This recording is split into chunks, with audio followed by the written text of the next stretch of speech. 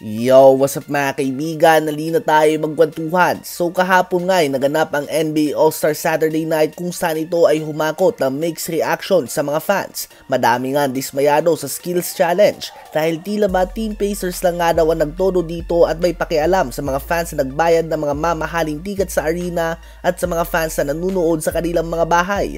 Tingnan nyo nga itong si Scottie Barnes na parang talo pa ng grade school kung magdala ng bola at tumira pa ng patalikod sa half court. Andyan din si Anthony Edwards na tumitira ng left hand lang ang gamit at patay nga ang butiki sa kanyang mga shot attempts. Nakakamiss nga yung mga panahon na competitive pa ito. Tingnan nyo na lang nga mga contestants na ito noon. Talagang mga legit superstar at naglalaro sila na may pride at may gustong patunayan sa isa't isa. Ngayon nga basta na lamang maisali sa mga events. Ang 3-point contest ay nanatiling exciting naman dahil competitive pa din nga ito at mga all-star player naman or at least all-star caliber players ang nag-compete.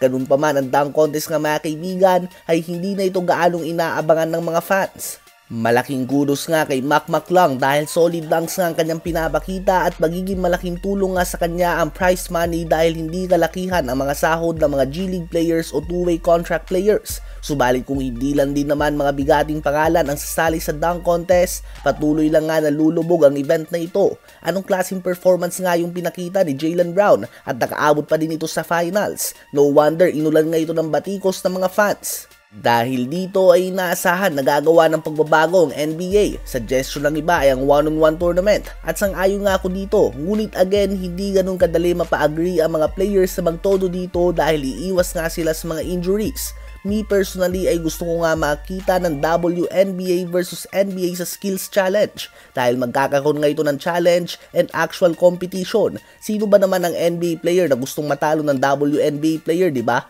Habang mga women's player naman ay gustong ipakita nga na kailangan din silang irespeto at kaya nilang sabayan ang mga NBA players. Other than that, automatic promotion nga ito para sa WNBA na nagkukulang sa mga viewers.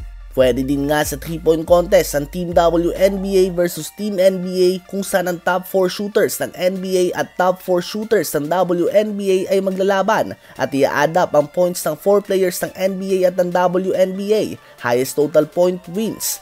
At least may something new nga na aabangan ng mga fans at talagang may lalabas ang competitiveness ng mga player. Ang NBA players nga ay kailangan na depensahan ang kanilang mga reputasyon while ang mga WNBA players naman ay may mga gustong ang patunayan.